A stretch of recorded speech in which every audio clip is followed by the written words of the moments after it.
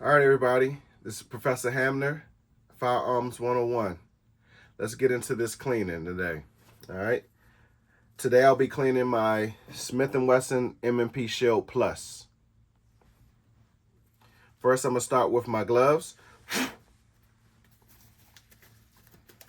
So a lot of times you don't have to wear gloves, but it's just good to use them if you don't want to get all that oil and gunk in your nails and things like that. All right, now, like I said, when it comes to handling your firearm, you always want to practice safety. So before we get started, I'm going to make sure that this firearm is unloaded and safe to handle. First, I'll start by racking the slide 3 times to ensure that it's empty. All right. Now what I want to do is lock that slide back to the rear using that slide stop. Now I want to do a visual and physical inspection in that chamber, also looking down the magazine well, looking away, and just checking it again for extra safety measures. All right. So as you can see, no round in the chamber, gun is empty, and also you can look down that magazine well to see that there's no magazine inserted. All right. Now that we have an unloaded gun, I'm going to start by engaging this lever takedown or takedown lever in a horizontal position. Once I do that, I'm going to rack the slide and bring it forward. In a safe direction, I'm going to press the trigger and the slide comes right off. Once I take my slide off, I'll sit my frame down to the side. Then I'll take my slide. First, I'll start by removing the recoil spring here, and then I'll sit this to the side. Next, I'll be removing my barrel and sitting this to the side. And then last part, my slide. All right. All right. Now first, I want to start by taking one of my cleaning cloths or pads, putting some of this TCS cleaner solution solvent on the pad.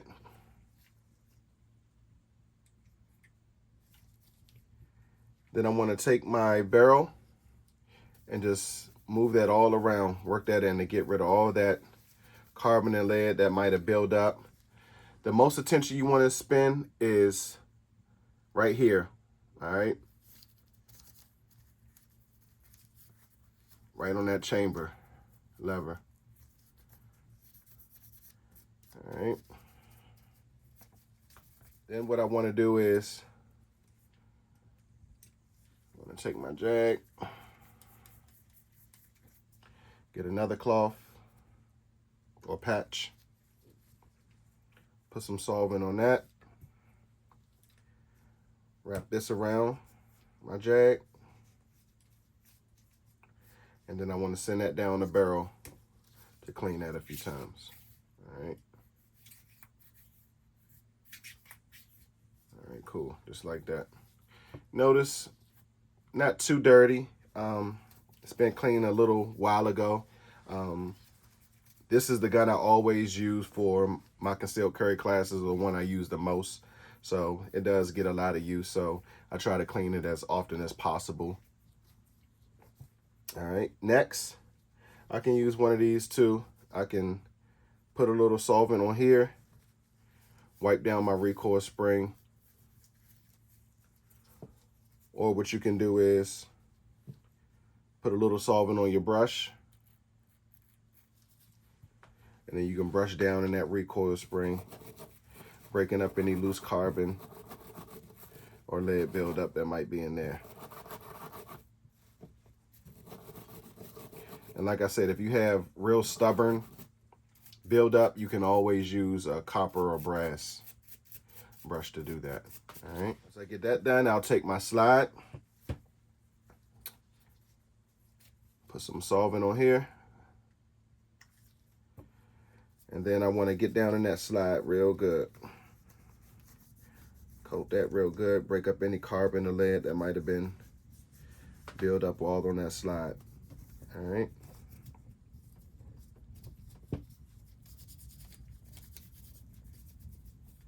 Right here where the ejection port is. This stuff is good, it breaks it up real good. So I like to always give a good scrub to all of that. All right.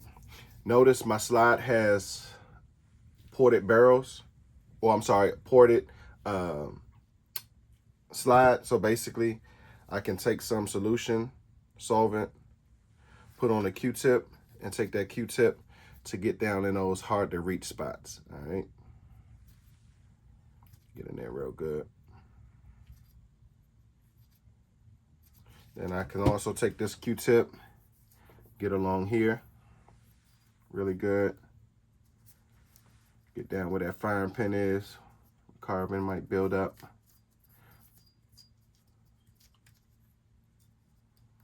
Right here where the recoil spring and barrel goes. All right, I can set that to the side. Next, I can take my frame, get another Q-tip, or first as a matter of fact, I'll start with pad, put some solvent on that, and I'll just work in all that slide, my fire control group, get down in there real good. Some of the outside. Also, I could take it down the magazine well, get that real good.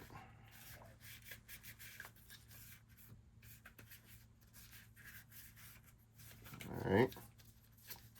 Like I said, this stuff is good. You can use this all over the gun for real. And this is polymer, and this solvent, it won't hurt it. Next, I could put a little bit more on my nylon brush, and then I can get down in that frame real good. All right. In fact, got one more. I'm gonna use that to clean my magazine well.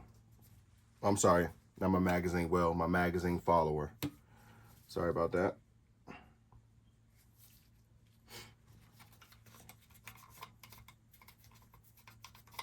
Now, if you wanted to clean your magazine thoroughly, you can take the bottom of this base plate off and take the follower spring out along with your follower and clean the inside of your magazine and all that. But, you know, you don't have to. You know, just getting the outside of it and, you know, wiping down the magazine follower, that should be good enough. All right. It just depends on how anal you are when it comes to cleaning and, you know, the type of person you are. I know a lot of people clean different. And at the end of the day, there's really no wrong way to clean. The most important thing when cleaning is just to make sure that there's no live ammunition present and you're making sure that your firearm is safe and unloaded, all right, before doing so. That's the most important thing, all right? Now that I have all that cleaned up, I'll take my cloth and I'll just wipe down any excess solvent, things like that I might have on it. All right, wipe that off. Next, my barrel. Now, if you have an air compressor, that'd be good. It'll help you blow off any excess solvent or anything like that. You can use that to blow down the barrel, your frame, all that good stuff. We actually have one at work that I love to use, but today I'm cleaning from my home, so I don't have that available. All right, I'm finished wiping down any excess solvent that you might have on your frame. Just dry everything off. All right, now we can start the assembly part. So before we reassemble, we want to make sure that we lubricate it. Now, when it comes to lubrication, remember, a little goes a long way. You don't need a lot. The reason being is because if you put too much, once you start shooting, all that excess carbon and lead starts to build up, starts to bind with that oil, and it gets real gunky, and it can cause malfunctions, which we don't want when we are shooting, all right? So now what I can do is I'll take my lubricant,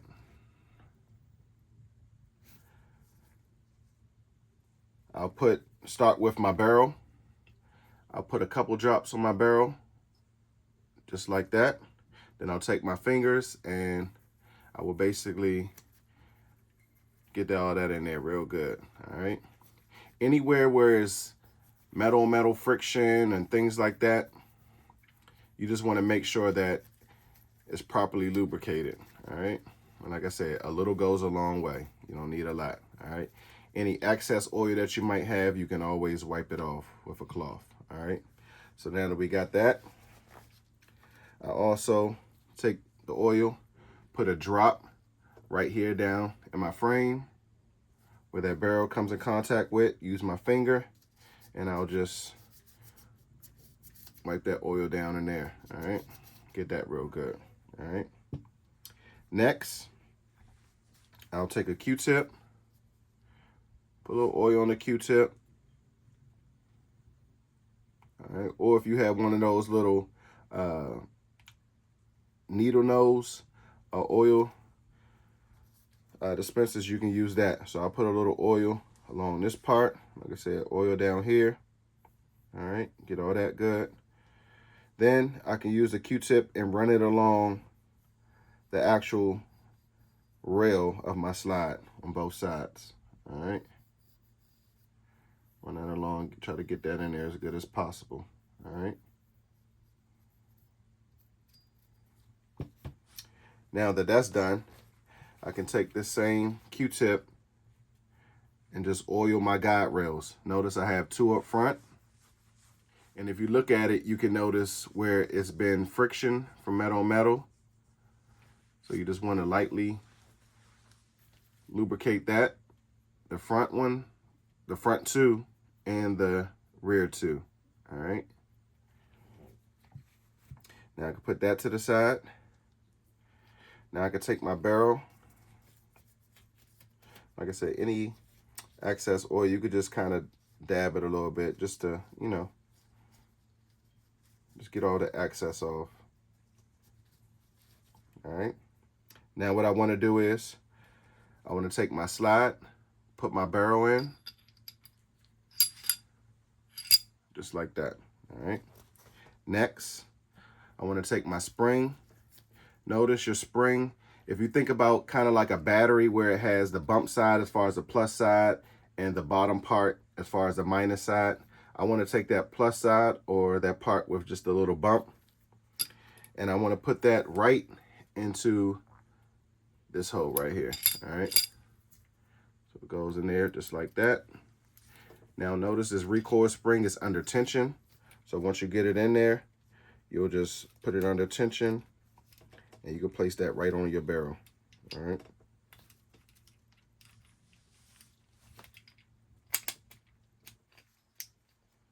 All right. Once you get that on, let it sit on the barrel just like so.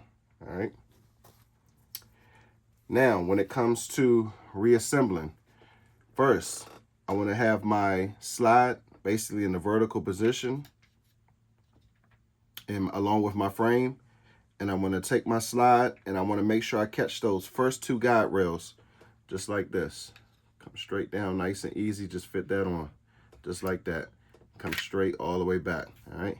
Now, once I get to the rear position, I want to bring my slide all the way to the rear just like that. And then the slide is on. Once I get the slide on, I want to rack it at least 3 times to do the, well, basically when we're doing the function check, this is what we want to do once we reassemble. All right. Once I put the slide on, I want to rack it, you know, a few times just to make sure that that's working properly. Right.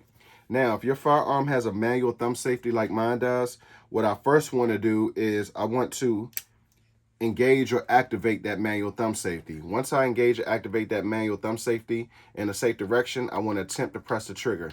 Notice the trigger or the firing pin did not fall. All right. Now, so that I passed that test, I want to disengage that manual thumb safety. Then I want to put my finger on the trigger and press the trigger. The hammer should fall. Notice the hammer or firing pin fell. All right. Now, with my finger on the trigger, I want to rack the slide. Every time you rack the slide, it basically resets the trigger. So now that my trigger is reset, I want to come out till I feel or hear that click. That is called or considered my trigger reset. All right. That click, that's my trigger reset. Now I'm going to press the trigger again. Once I press the trigger again, I want to rack the slide again to reset the trigger and do that a second time. All right. Now that I notice my trigger reset is working properly, everything's working properly, I'm good to go. Now, any excess oil or anything that you might have on your firearm, you can basically wipe that off. Nice and easy. Clean all that excess oil up. All right. Now, if you notice my grip, nice and clean. Wipe all that excess oil off. This is our finished product. Good to go. Lock the slide back to the rear.